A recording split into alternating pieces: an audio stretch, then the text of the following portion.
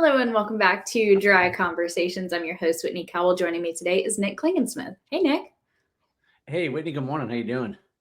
I'm great. I'm excited to hear about your story because we really have never talked before. No, this is the first time, so I guess we'll hop right into it. My story is that I'm a 4-time cancer survivor. I'm a type 1 diabetic. I'm a recovering alcoholic. I have 7 herniated discs from 2 different rollover fatality car accidents, multiple areas of permanent nerve damage, sleep apnea. Almost died from meningitis, COVID. Terrorists once put a nerve gas bomb threat on my airplane. It's not relevant to my story, but little shock effect. And in the last 8 years, I was introduced to the sport of obstacle course racing. And since that time, I've completed over 100 Spartan races, 6 major marathons, including Boston, Chicago, New York, and Berlin, maybe 100 other sort of obstacle course and endurance sufferfests. And through that journey, there's a lot that I've learned. I've written 2 books now, and I've become a motivational speaker and a coach, and ready to talk about it. Nick, I think you've used all of your 9 lives. Oh, we're on like 13 or 14 by now. But I'm so impressed.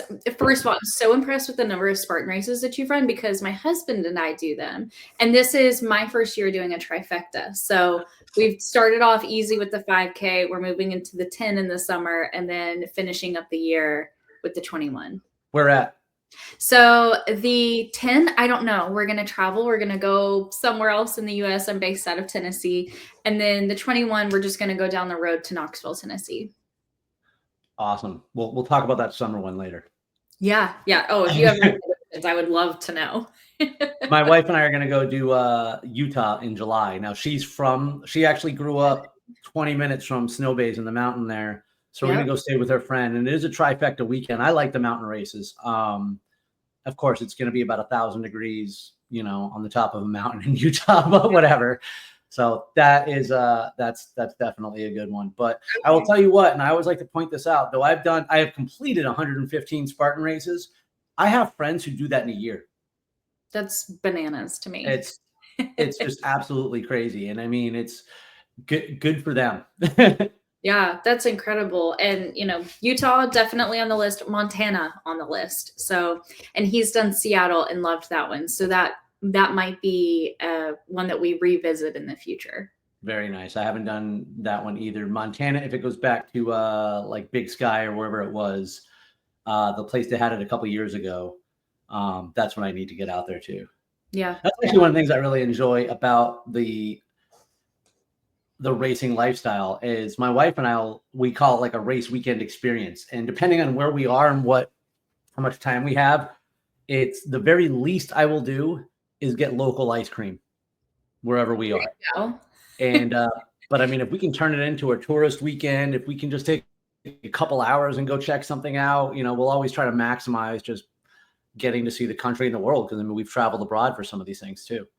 Yeah, we haven't done the abroad yet, but I'm early in my Spartan journey, so we'll see where it takes me. But I would love to rewind also to recovering alcoholic because we're here on Dry Conversations, and I really don't know anything about your story. So why don't we start from the beginning on what happened? So I always like to point out that I was a highly functional alcoholic, and I mean highly. When the peak of my drinking was also the peak of my career. And I wasn't an everyday drinker. I didn't get drunk every time I drank, and bad things didn't happen every time I got drunk. But as a matter of fact, when I was younger, growing up as a kid, both of my parents were dually addicted or multiply addicted. My father actually has 41 years of sobriety now. Wow. My mother has since passed, but so I didn't really drink for like the very early years. When I say very early, I mean 11 and 12, because by 12 and 13, I had started to drink. But it was just experimentation back then. Sure. When I was in high school, my dad was just a real hard ass. He didn't want me drinking, and he was a cop. So it really did keep me away from it for a while. However, it just kept me, I told him this the other day, actually, it kept me away from drinking socially because when I drank, I drank. Yeah. I was like, oh, I get to drink once or twice a summer. Well, I'm going to have to drink it all once Right. or twice a summer. Go hard. Exactly. I was ambitious though too. I had a lot of goals in life. I had a lot of things I wanted to do. I worked a lot. I paid my own way through school. I went to a boarding school to just get away from home. So like I had all these other things that were always priorities over alcohol. Mhm. I grew up on an island in Massachusetts. I was a competitive beach volleyball player. Beach volleyball was my life. I lived for it. There was nothing in the world I cared more about than beach volleyball. So on like a weekend night, I wasn't going to go out to a party. I was going to home, go to bed because I wanted to get up in the morning and go play volleyball. Right. And I had those sort of things in my life for a very long time that were just more important to me than the drink. And in my 20s and in college, that's when I really began to understand that I had a superpower. Where other people are getting real tipsy and stupid after like 6 or 7 drinks. I'm on my second 30 pack and just getting warmed up. And I'm like, okay, so I have an ability here. Yeah. That maybe others don't, but you still don't see it as a problem. I'm like, hey, I'm a Dean's List college student. I work 40 hours a week in a restaurant. I have a girlfriend. I go to the gym. I have relationships. Like there's nothing wrong with what I do. It's college. Right. You go to school. I in my early 20s, after college, there was nothing to do but drink. So it's like I'd go out downtown for the weekends or whatever and just get drunk. It wasn't about anything else. It was just about the alcohol, just about the partying.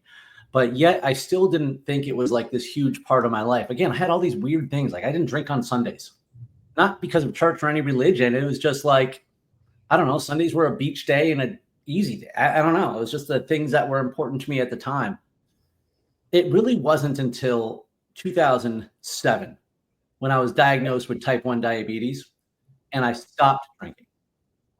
Just cold turkey, said, well, alcohol is not really going to be conducive to my diabetes, and I'm going to manage this. So let's stop. And I did for about, I don't know, 4 months or so. Right. Or maybe it just wasn't a part of my life. I had like a drink or two until my sister died. Yeah. At 25 years old, and I was hanging out with a couple of my friends, and we're drinking some Bud Light Limes, and I'm just checking my blood sugar, and nothing crazy is happening. Nothing bad is happening. Nothing bad happened. And so all of a sudden, something that was no longer a part of my life quickly crept up and became all of my life again. And it was that next 4 to 5 year period where you just aren't aware of the selfish decisions you make. You aren't aware of the destructive behavior, and you have an excuse for every stupid thing that you do. Yep. And so it was that period of time that I changed who I was, or rather, the bad parts of me completely came out and manifested, and without realizing just how everything you do is about you. Everything you do is without consequence. I mean, regardless of consequence for yourself. Because of the story I told you and all the things I had been through, I was convinced I was this resilient, gritty overcomer. None of those things were true. I was just fearful and resentful. I've come to a place now where I realize, and I even just thought about this earlier for something I was writing, just because bad shit happens to you doesn't make you special, and it doesn't make you tough. No. And just because you're mad, and just because you're angry, and just because you're scared doesn't make you tough either. But that's what manifested into my drinking. I felt good. I felt on top of the world. And because we tend to find people who are like us, you find validation in the circles that you keep. Yeah. So what do you think makes you tough? What's that? What makes you tough then? What makes me tough now is the ability to stare down anything and find a way to overcome it. And even if I fail, to not let it derail me from what I'm trying to do. We have to go through it to get through it. We have to go through it without excuses, without ego, without deflection. We just have to endure the thing. If you want to get tough in Spartan race, you have to go through the obstacle. Yeah. Fail the obstacle, you have to endure the penalty. You're not going to get tougher by skipping it. We have to go through hard things. We have to do tough things to get tough. Mm-hmm. And that was exactly the opposite of my drinking time. It was avoid hard things. Yep. It was be judgmental. It was be negative. It was make excuses for the way that I was living. Meanwhile, just constructing this box around myself. I know. And you say box, I say cage. We build a cage around ourselves. And like and then you see it's like looking at the world passing you by And there's a comfort in that of like not participating and not being a part of it, not being uncomfortable by it. But then there's this loneliness of the separation. And it's this, for me, it was this back and forth. There was always tension. There was never this release of that tension until I got sober. I often say that conflict we so often feel, it's the tension, it's the conflict between who you are and who you're supposed to be. Mm-hmm. The way that we're behaving, the way that we're acting. And I mean, I just think about the insanity of active alcoholism. It's a life spent making excuses for things that haven't happened yet. Yep. I'm constantly looking to justify something I haven't even done. Yeah. Now, it's insanity. Like it's looking back at it. There's no other word for it. Yeah. Looking back at it now, I mean, it's sad and it's heartbreaking. And I think that keeps me sober when I see other people in that situation, because it's like, God, I don't miss that at all. Like, and I hope that you get it too. Like, I hope that you're able to wrap your mind around there's another way, and it might suck for a little bit, but I swear it gets better. And like, you can bring that back to the races too, right? Like, yeah, walking through some muddy water when it's really cold and it's 8 o'clock in the morning and your arms feel like they're going to fall off from the last obstacle. Like, it sucks, but like, it gets so much better. That sense of looking back at what you've done and saying, I live to tell the tale. Like, why would you not want to share that news with other people? That was everyone knew I was a drunk. Everyone I worked with. I mean, I also didn't hide it. I mean, the environment I was in, this is not an excuse, but it was also very easy to hide. You know, everybody kept a bottle at their desk. We had the 4 o'clock, 3 o'clock kegs were popping, and you know, everyone's walking around taking shots. I mean, not everyone. Okay, in a company of 500 people, there were probably 5 people taking shots, but the alcoholic sees what they want to see. Yeah. So. But I never realized at the time too that alcohol was the problem, because I sought validation in women, and it didn't matter if I was with one or not. And that meant it was just a life of constant lies to myself, lies to my girlfriend, even lies to my friends. And, you know, I convinced myself that I wasn't out chasing booze. I was chasing that other high. And next thing you know, you're the last guy at the bar at 3 o'clock in the morning on a Tuesday, and somehow you think you're winning at life. Like, what the? So no. And you know, when you work 12-hour days, and this industry is very incestuous, and so of course you look around the people in your life, and so the behavior, even when you don't think you're misbehaving. People see the way that you are acting and behaving, and it's, you know, these are the things that I think about now that I would have never realized at the time. Yeah. And honest to God, I needed some time in sobriety to be able to see it, because I was embarrassed, you know, and now, like you just talked about it, I have to talk about it. I have to be very brutally honest about who I was, or it's not going to matter who I am. And that's where there came this point where people were talking about me, and it was getting around to me, and I didn't like it. Because remember, I was a judgmental hypocrite. So of course I was like wicked indignant about the fact that other people were talking about my behavior. But I was like, that's it. I'm going to quit drinking then, because of other people's bullshit. That doesn't sustain sobriety. No, the next 4 months were the worst 4 months of my life. You talked about, is there a better way? This was not it. No, being a drunk there. No, I tried that too. And mine was about 4 months. And I just remember being just a horribly miserable person, and probably not just inwardly, right? Like I hated it. Other people hate. It's kind of like nobody was happy in that time frame. And then this idiot wanted to tempt fate. I went to every happy hour. I manned the keg on Fridays. I do beer Olympics at my house. Look how tough I can be. Watch me resist it. And you know why though, too? Because I had to show everyone else, right? And I was never comfortable. I was never happy. I was never at peace. I was physically white knuckling it the entire time. And then the best thing in the world happened to me. I was diagnosed with cancer for the 3rd time. But wait for it. This time, they told me that they couldn't operate. Now, spoiler alert, it has been 11 years, and I still have a tumor in my neck. And that tumor will be there when I die. It will not be why I die. But at the time, all I heard was inoperable cancer. Bottoms up. Who's going to fuck with me now? Who's going to mess with the guy with inoperable cancer?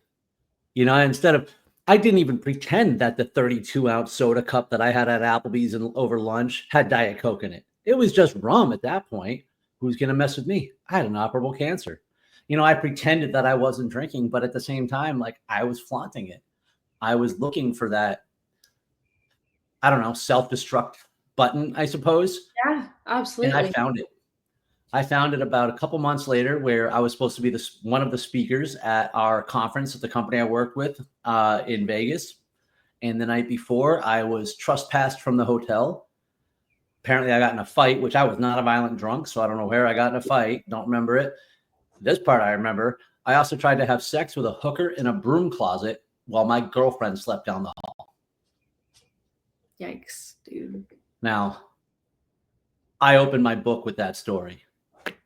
I talk about it in my speeches. I have to. The first version of my book, I made excuses for it. Mm-hmm. You know, I was like, oh, this probably happened, and this probably happened. I was like, dude, that's not the truth. The truth is you are a selfish scumbag and you did selfish scumbag things. Like, Yeah. that's it. There is no other explanation. So many people with our behaviors, and just like we're the last ones to know that we're alcoholics, we wait until the 11th hour to face the things that really were painful. It's easy to cherry pick. Well, I did this and I did this and I did these things, but man, when it gets down to the nitty gritty and it's time to start pulling some skeletons out of the back of the closet, we will keep the light off and search around, anything than to look at it and call it what it is. That was a shitty thing that I did. And Now, here's what I did. Like that, I mean, the lengths we will go. and I like to think, and I hope it is, I'd like to think that story is the worst one I can tell you. And it probably is. I hope it is. There may be some things I don't remember, but you know, one of the reasons I tell that story too is I feel like it really encompasses like Yeah. it's not leaving things out, because here's the other side of the story. Here's what happened after that. We both had to leave the hotel. I had to wake her up at like 5 in the morning, 6 in the morning, and spin some bullshit about how we're getting thrown out for not my fault. Took us a couple hours to find another hotel. And it's not like the movies, all right? In Vegas, they will not let you sleep anywhere. They will wake your ass up. And so I literally had 3 hours of just living with this, half conscious, not knowing what's going on. And when my head finally hit the pillow that night, I said out loud, I don't want to live this way anymore. Yeah. And I meant it. I I'm flew home the surprised you next. weren't arrested, to be What's that? honest. I'm surprised you weren't. I guess in a different city, you probably would have been. No, I was trying to get arrested because I didn't think I did anything wrong.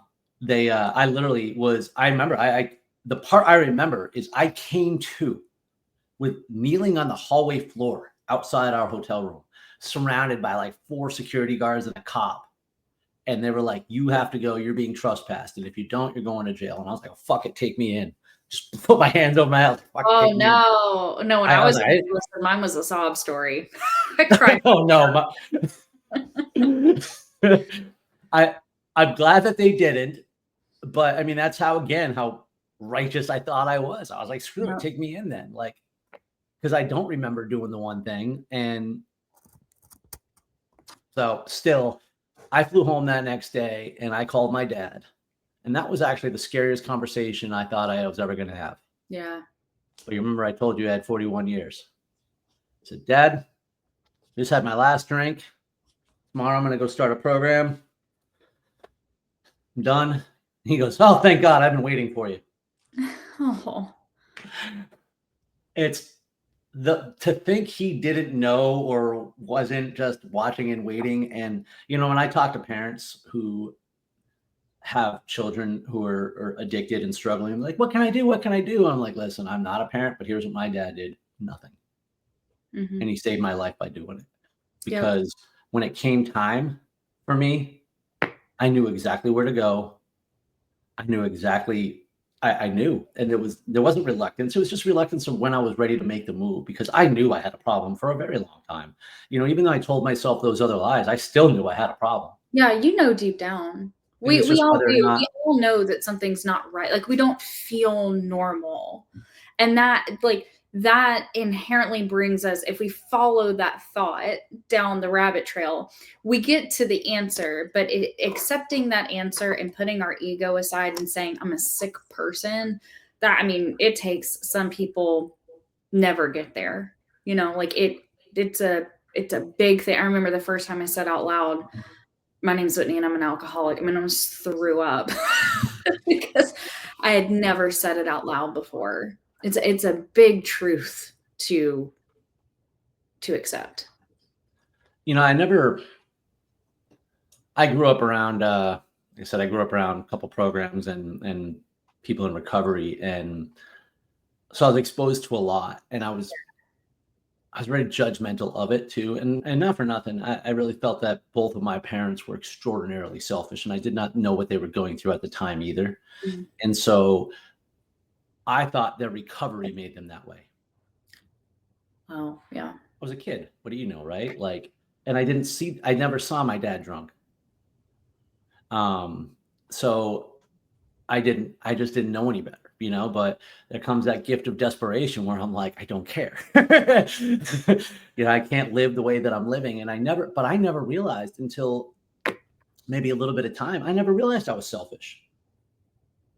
You know, hey, I'll give you the shirt off my back. I'll do anything for a friend, blah, blah, blah. Always help people out. You know, I don't need this. I don't care about that. Like, I had no idea that every single thought, decision into was one way, shape, form, or another about getting mine. Mm-hmm. I had no idea. I'm not even, as a matter of fact, even though I did this when I was like in early sobriety, where I, you know, looked at the places where I had been dishonest and so forth, I had no idea that I was a liar. I had no idea that I was afraid. I didn't think I was afraid of anything. Yeah. You know, that's also, again, what I realized, saying that, like, if you're just constantly in this fight or flight mode where you're like, it's me against the world, that's victimhood. Yep. That's not being tough. And I never realized that, because, again, like, you get to create these narratives for yourself. And also you find other like-minded people who validate this sort of twisted misconception that we create to justify the world that we live in. But it's such a dark place. All my memories in the end are dark. Yeah. You know, and of course I'm recreating them now too, so they're getting darker.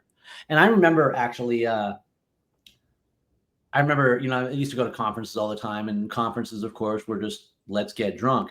And I remember one of the early ones that our company had after I got sober. And I walked down to the bar around 11 o'clock, and I saw a friend of mine, good friend of mine, and him and I walked out in the hallway and just sat. In the corner of my eye, though, I could see what was going on in the bar. Now, in my mind, at 11 o'clock, the bar at a conference might as well have been like Club 54. I know I dated myself a lot there.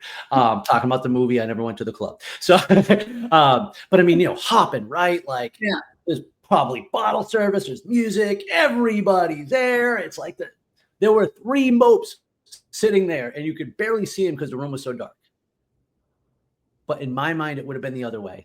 I'm like, you know what, man, it is different this way. I don't have to. And I had a great conversation with a friend, and then I went upstairs and went to bed.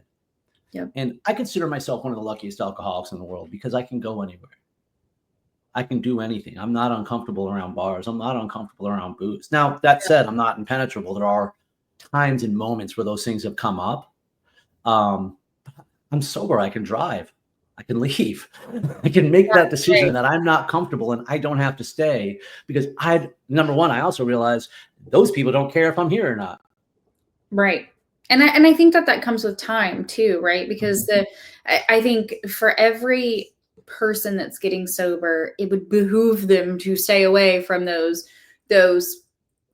places and the things that encouraged, but that doesn't mean that you're saying goodbye to it forever. I think having that separation and paying attention to your recovery, whatever that looks like, because it also, you know, I say it took a team for me. I was part of more than one program. I was in more than one type of therapy. Like it took a pretty big village to get me and keep me sober. And for me, like, I loved going to comedy shows, and I had to step back from that for a little while. But now, like, in my sober life, my husband and I, we pick, 3 or 4 comedians that we really enjoy at the beginning of the year, and we book tickets, and we do that. We do like a staycation a couple times a year to go enjoy that scene again. But then again, I'm also 6.5 years sober now. I couldn't have done that in my first year or two. Yeah, let me make that point.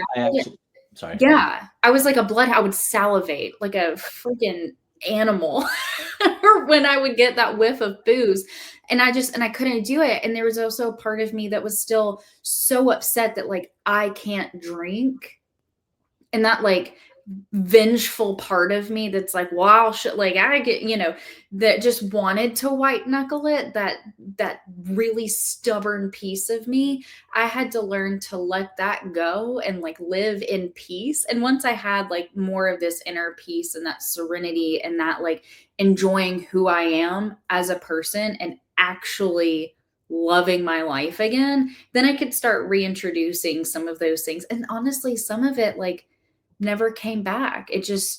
I learned that sober me just doesn't care about this. Like I used to go to football games, and I've learned like I like watching sports in person, but I don't care. The world.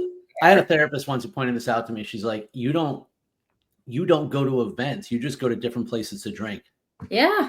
I'm like, yeah, you're right. And I'm glad you brought something up, because I actually want to make point too is that I didn't go to Vegas for the first 2 years. Yeah. I did skip things the first 2 years or year. I can go anywhere now, but I didn't then. And even I'll tell you, the first 30 days, I have not had. I think there's maybe twice in the last 11 years where I'm like, wow, it would be nice to have that Sam summer. And it's a romanticism. So I can have a country time lemonade, which I can't because I'm a diabetic. So life sucks. But anyways, I see, honest to God, I see death. Mm-hmm. I see skull and crossbones. I think it'd be nice if I could have a glass of red wine at home, because that's the only thing I would ever drink at home. I never drank at home. And that would be the only thing I ever drank that I didn't drink to get drunk on. But I'm like, nope, I don't. Every once in a while that thought would creep into my mind. But besides that, I literally see, if I drink, I die. Yep. And that's unwavering to me. And it's been like that since the beginning. So I'm very fortunate that, however, when those feelings do creep up, it's not about wanting to drink. It's just simply about wanting to not be me. Right. And because I can recognize that, at least, because that's all that's left. But, I haven't had those alcohol dreams in a long time. Mm-hmm. Those dreams where you're like, oh shit, I drank. Yeah. I love those dreams though. You know why? Not because I got to drink in my dreams. No, it's because when I wake up, I'm so relieved it was a dream. Yep. And I'm like, cool. I am living the life I'm supposed to live now. I actually enjoy who I am. Like, this is much better. And as opposed to back then, if there was a character defect or something I was doing wrong, I would just keep digging that hole. And at least now I can assess those things and be like, all right, how do we pull the ripcord and fix this situation? I don't have to dig in anymore. Right. And those dreams are real. I still get them. And like, I don't have a desire to drink, but yeah, I'm thankful for them too, because I'll wake up and I panic in my dream. I'm like, I'm supposed to be sober. It's like, everything about me wants to be sober. And I'm so thankful for that. And, those thoughts, when you have them of like, oh, it'd be nice. Like, I think it's really normal and okay to have those. I think we all do. We have sick brains that lie to us, and they did for so long. Of course, it's going to slip up sometimes, but you don't take it out to dinner and a movie, right? You just say, oh, that was a sick thought, and just kind of let it go. You don't have to spend some time with it. My wife and I, we got married in May of 2020, which I wouldn't have recommended to anybody. And so we finally got to go on our honeymoon in October of 2020, which I also I might have recommended that one. We got to go to Jamaica, and there was nobody there.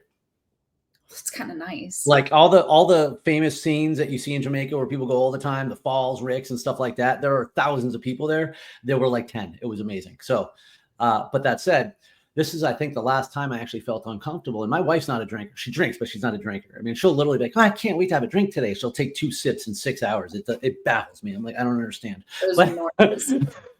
I'm like, I would have been on the third case by now and just getting warmed up. So we're chilling at the pool, and everybody's drinking again. I'm perfectly comfortable. She starts hanging out a little bit, gets a little bit of a buzz, and out of nowhere, I get that thing. And I don't want to drink, but it's situational, it's circumstantial. I'm massively uncomfortable. And even though I don't want to drink, I have no desire to. Like, that's not, I don't know, but I'm like, if I stay here, I'm going to. Mm-hmm. And so I'm like, baby, we got to go. She's like, yeah. I was like, no, right now. She's like, okay. I walk over, hand her a room key, and I was like, I'll see you later. We hadn't experienced that yet together. Mm-hmm. It's only happened here and there where I'm like, I'm uncomfortable. And so I had to explain to her later, I'm like, listen, when that happens, I'm leaving wherever we are at any time, and you can come or not. And I'm like, I'm saying this a lot nicer, but I was like, 'cause Yeah. this is, it's life and death. And I'm like, literally, I had to get out of that situation. So I was like, and I had to explain to her because I didn't know what was happening. It happened 3 or 4 times in 11 years, but I can do that now. I don't have to stay. And, even though you think always think we're the life of the party when we're drinking, I don't say goodbye anywhere now. I remember actually the Vegas trip that I used to do with my friends. We used to go see the Super Bowl in Vegas, and we throw a big party. My second year sober, we actually went to Dubai. That's a story by itself. So we found an American bar that opened at like 3:00 in the morning to actually show the Super Bowl, and you could smoke in bars over there. All right. Now everyone was already drunk before the game started. I don't smoke cigarettes. It's smoky. It's whatever. And I was massively uncomfortable the moment we walked in. And so I waited till about 40 minutes just before the game was about to start. And then I was just like, hey, I'm going to go to the bathroom. And I left. Just left. About an hour later, I texted one of the guys. I said, hey, by the way, I went to the hotel. That's it. Didn't ruin anybody else's night. Nobody else bothered me. And I was perfectly comfortable. Tried to find the game somewhere else. Couldn't find it on the internet because, I was in Dubai, but whatever. It didn't matter. But that was like one of those rare situations that come up. I just don't have to be there anymore. It's too important. Yeah. Yeah. And that, I think it's really important to be aware of that instead of to fight that feeling, right? And I think that's the whole thing where it says like that surrender where we don't have to fight anymore. Like you didn't stay there and wrestle with yourself to do what you felt like you had to do and please these people and be present for this game. Like you can just say, oh, I don't like this. This is not serving the goal for me. I gotta step out. And I've done that before too. And I think that's a really big moment in recovery, the first time that you're able to do that and truly advocate for yourself. And it's like the moment that you walk away, it's just like the burden of that just hits the floor and it feels so good. And I think those are the kind of things like I am so proud when I hear people in early recovery share stuff like that. Cause I'm like, you have no idea how that starts rewiring your brain, right? Like that is such a healthy, respectable, honorable thing to do. And you talk about self-esteem, you only get that by doing esteemable things. And that, my friend, is an esteemable thing. I love it. Absolutely. I mean, it's the ultimate form of self-care, right? Yeah, it really is. And that's, I've not been out of the country in a situation like that, but I was I was about 3 months sober. Now I had a sales job at the time and I made it to President's Club. So really proud of myself. I'm not a salesperson. I don't know how I pulled that off. And so President's Club was in Punta Cana and it was this all-inclusive resort. And I go, and I'm of age and I'm walking around and they just have trays and they just walk up to you and hand you things. And my first reaction, I took it and I was like, oh no, and sat it back down. And that was one of those, like, I don't think I really slept on that trip because I had to get up at the crack of dawn and just go walk on the beach and like prepare myself for the day. And I had called the front desk and asked them to come up to my room and take everything out of the mini fridge, leave the water. And that was just, I remember how uncomfortable and hard that was. But when I got back home, I remember thinking, I can do this. I can stay sober. Like that sucked and it wasn't fun. And I felt a little, in some of the situations where like all my coworkers are absolutely trashed, but those are the night, just call it an early night and go to bed or like go to the little activities that they offered and stuff like that. And by learning to do the activities and learning to do the things that supported my recovery, I started finding confidence throughout that trip. And it was just a week long, but I'm really proud of not giving into the temptation and not letting that absolutely ruin the experience. Probably like you going back to the hotel didn't ruin your trip for you because you didn't get to watch the game. Once I left that area, it literally was like I was 25 yards away from the pool, and it was like, yeah, just move a muscle, change a thought. And I mean, this is, honest to God, I feel bad for people sometimes who don't have this thing. And the reason being is because I have all these tools and resources that I didn't have. And one of the greatest lessons that I've learned, honestly, is the ability to hit reset. Like, you can restart your day as many times as you need to get it right. And so why not? And I mean, honest to God, I don't like to use the word entrepreneur, solo, I don't know, whatever. I'm my own guy. And as a motivational speaker and a coach, like, you don't know where your next money's coming from most of the time. And that's a scary place to live for anybody, let alone somebody who's already just been self-driven by fear all this time. And the greatest thing that I've learned through recovery is day-to-time living. And I mean, there is such great practice at that, because how could I be a motivational speaker and like positive mindset person if I'm throwing up with fear every day? Yeah. But you know what? I have everything I need today. I have everything I need right in front of me. And I'll be doing my spiritual work throughout the day. I'll be doing my physical work throughout the day, my mental work throughout the day, and somewhere we're going to try to make some money in the process too. All of which goes away if I go out and get drunk again. Mm-hmm. Because there is no certainty in my mind that I will drink until I die. Yeah. And I feel the same way. And for all of the years that I struggled, and you probably relate to this, that I struggled and I felt alone and I felt different than, my answer was never at the bottom of the bottle. And I looked at the bottom of a lot of bottles to try to find it. Something else that helped me too is when I think about, because, getting over alcohol wasn't, like I said, there were sometimes I enjoyed a drink. Mm-hmm. I've never enjoyed two. Yeah. It's one or all of them. And, but the times that I romanticized that I didn't want to give up, I had to remember all those, the crazy times, you go out with your friend at like lunch and you end up in Canada. True story. I was in Massachusetts. It's not as crazy as it sounds, but still, you don't plan those times. Yeah. None of them were planned. You didn't wake up and say, hey, what we're going to do is we're going to go take some shots out of the back of a truck. And then what we're going to do is get really crazy. Like, no, it's just, you go, I made that one up. It's like, well, I don't know, probably happened to somebody.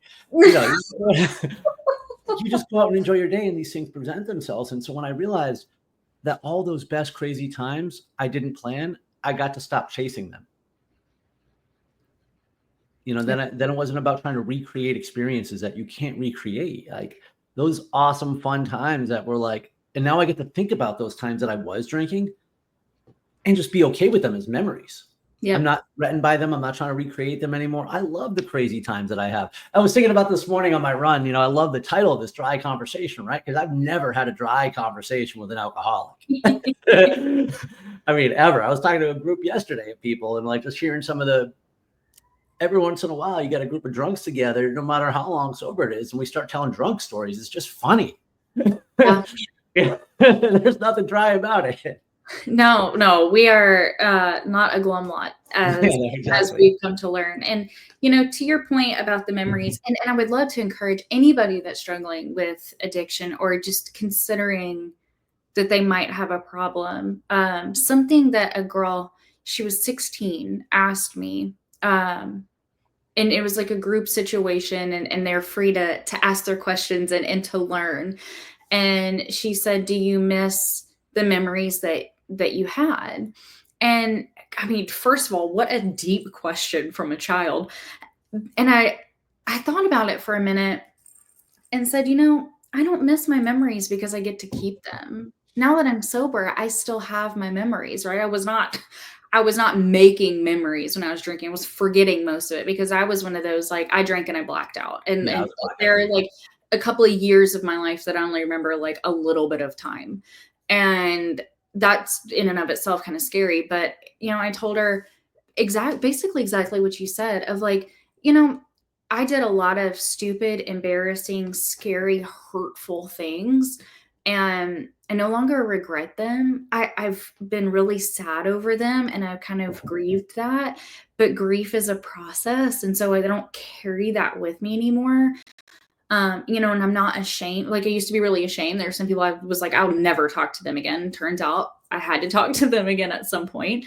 Um, but some of the good memories, I just get to say that was a good memory, and that's it. And I love that. And my memories today might be a little different, but I'm still making good memories, and arguably a heck of a lot more of them today than I was 7 years ago. And so I love that you brought that up, because I think that's a very real hesitation for people that are considering sobriety. I mean, there comes a point, one of my best friends, I think we're big Jimmy Buffett fans, and we're from Here New it England. And there was this thing every year in New England in the winter, dead of winter, like the coldest, most miserable weekend of the year. It always found, and it was like this parrot head convention, and it always took place in a hotel. And we were on our early 20s, but I mean, Buffett fans range from 15 to 95. And Everything. so we were by far and away the youngest people in this place. And I mean, for like 3 days, we're just walking around in board shorts and Hawaiian shirts, if we were wearing shirts, just constantly like pounding rum runners and hurricanes. And they had live music all the time. We'd end up on stage with them because we were crazy and all this other nonsense. And I'm thinking to myself, I'm 46 right now. Even if I was drinking, is that something that's going, am I living that life today? I mean, maybe I would in the Buffett thing, but you get the point. Like, there's so much of the behaviors that we evolve. And as a matter of fact, when we're in active alcoholism, we don't evolve. And that's why some of those seasons tend to last forever, because we can't get out of that season without it. And so now, yeah, I mean, there are difficult times, right? Health times, relationship times, financial times. Sometimes they happen all together. Sometimes it's spread out, but it's all temporary, and I don't have to stay stuck in it anymore. Mm-hmm.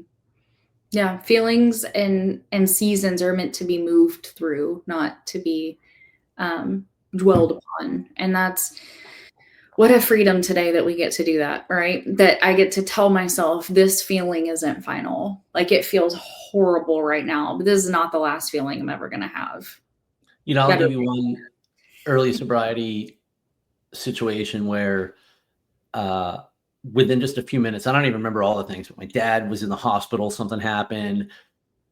I was overwhelmed with something else, blah, blah, blah. And then literally I had bought $300 worth of food the day before, and then my fridge died in front of me. And I don't know how to do things. And then I got the call about my dad, like at the same time. And I just broke down, like slid right down to the floor. How am I, like, that, I might have a few months here. I don't even know, but it's just like, it's way over my head. I'm like, oh my God. And after feeling sorry for myself and panicking for a few minutes, I called Best Buy and ordered a new fridge. I went to the garage. I got the cooler. I saved what I could. I can't operate Dad. Dad's still fine.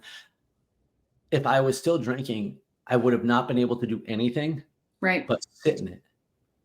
Mm-hmm. That's it. Just sit in it. I wouldn't have been able to problem solve. And as a matter of fact, I would have wanted to. I would have looked for a way to make it worse to justify my inaction. Mm-hmm.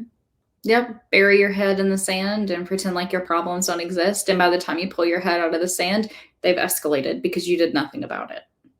Exactly. Yep. Let's make it worse on ourselves.